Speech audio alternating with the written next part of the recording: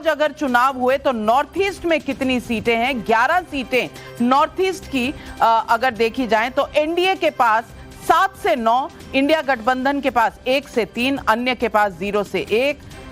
North east की सीटें 11 में से तो काफी बीजेपी काफी स्ट्रांग है, एनडीए यहां पर। आसाम अगर देखा जाए 14 सीटें हैं आसाम में, 11 से 13 एनडीए को मिलने की उम्मीद है।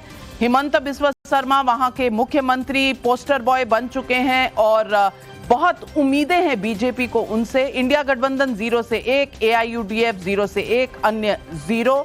ये आसाम का वोट शेयर अगर देखा जाए तो एनडीए लगभग 49% और इंडिया गठबंधन 35%, एआईयूडीएफ 8, अन्य 8% पर हैं। यूनियन टेरिटरीज की सीटें देखें तो ये 6 सीटें हैं, 3 से 5 एनडीए को जाएंगी, ऐसा बताया जा रहा है ईटीजी सर्वे के द्वारा। इंडिया गठबंधन के पास 1 से 3, अन्य 0।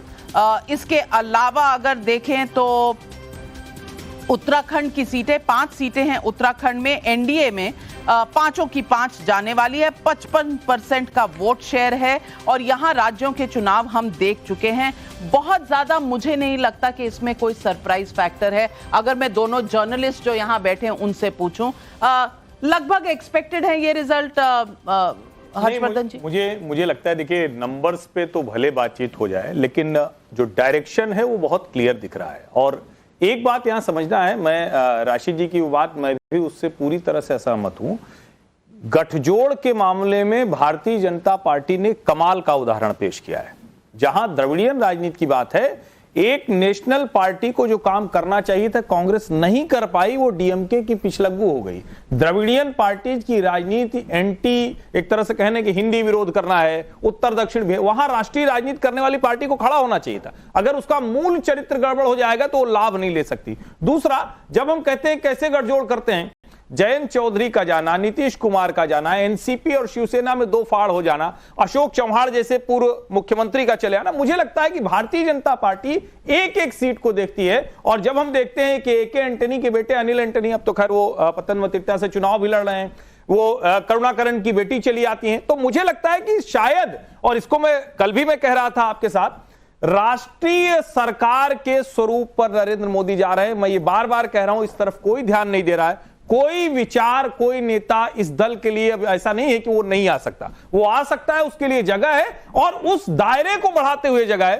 तो मुझे लगता है गठजोड़ का एक नए किस्म का प्रयोग 2024 में बात आप कह रहे हैं। और मैं फिर तहसीन पूनावाला जी से पूछना चाहूंगी, राहुल गांधी भी आ जाएंगे क्या बीजेपी में? नाविका जी, देखिए, मैं सर्वे के दोबारा से रिस्पेक्ट करता हूं। ठीक है, एक रुझान दिखा रहा है, लेकिन जो कांग्रेस की गारंटीज है, जो कांग्रेस ने कहा है, मुझे लगता है कि उससे काफी लाभ होगा कांग्रेस को और विपक्ष को। तो इंडिया अलायंस का फायदा होगा। ठीक है, हम मजाक उड़ा सकते हैं कि क्या राहुल गांधी जाएंगे, कांग्रेस टूट रहा है, लेकिन ये सवाल भी हमें उठाना चाहिए, उसी वक्त ये सवाल उठाना चाहिए कि एक सिटिंग हाईकोर्ट जज, मैं बहुत जिम्मेदारी से एक बात कर रहा हूं, एक सिटिंग हाईकोर्ट जज जिसने सारे फैसले वर्तमान सरकार के खिलाते, वेस्ट बंगाल सरकार के, वो कहता है कि जब मैं जज था मुझे भाजपा ने अप्रोच किया। Is this a democracy? क्या ये लोकतंत्र है? फिर हम मजाक उड़ा सकते क्या राहुल गांधी भी जा रहे हैं, ठीक है, पर ये सवाल पूछना बेहद जरूरी है। और मैं आपका बहुत आदर करता हूं, मैं सोचता हूं कि सवाल हम पूछेंगे भाजपा से।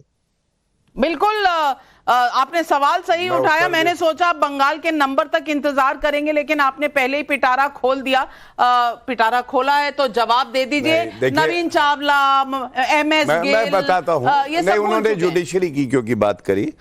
सबसे पहले तो मैं ये कहूंगा, जैसे राहुल गांधी जी तहसीन भाई के लिए प्रिय हैं, नाविका जी हमारे लिए भी बहुत प्रिय है। लेकिन मैं इतना जरूर कहूंगा, राहुल गांधी प्रिय है, मैं मेरे लिए क्यों? राहुल गांधी प्रिय, बहुत प्रिय है। आपने कहा नाविका जी मेरे लिए भी प्रिय है, तो मेरे को लगा कि कहीं मैं ना प्रिय हो जाऊं। आप भी प्रिय हैं, आप भी प्रिय हैं क्योंकि आप मीडिया का एक स्तंभ है और हम आपका बहुत आदर करते हैं। लेकिन राहुल गांधी जी क्यों प्रिय है मैं बताता हूं। राहुल गांधी जी जिस प्रदेश से यात्रा कर रहे हैं, झारखंड गए तो मुख्यमंत्री बदल गया, बिहार जब गए तो वहां हमारी सरकार आ गई, हमने उसके बाद देखा वो आगे बढ़ते हैं, गुजरात जाते हैं, अर्जुन मोढवाडिया और वहां के जो पूर्व एमएलए रहे हैं, वर्किंग प्रेसिडेंट रहे हैं, वो कांग्रेस पार्टी को छोड़ देते हैं।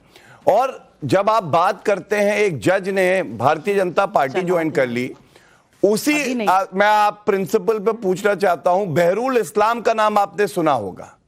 कभी वो जज होते थे, कभी उनको राज्यसभा कांग्रेस पार्टी भेज देती थी। और अभय थिपसे सोहराबुद्दीन वाला जो केस था जिसमें अमित शाह जी को क्लीन चिट दी गई, उसकी सुनवाई किसने करी थी? अभय थिपसे ने। उन्होंने कांग्रेस पार्टी राहुल गांधी की उपस्थिति में ज्वाइन करी। 2024 में बंगाल में क्या होने वाला है ये बताऊं उससे पहले अब तक की जो टोटल सीट्स हैं 245 सीटें हम देख चुके हैं। 130 जो है वो एनडीए की तरफ जाती हुई, इंडिया गठबंधन 80 पर, अदर्स 35 पर। यह है इस वक्त नंबर्स का सिलसिला। और अब चलते हैं बंगाल की तरफ।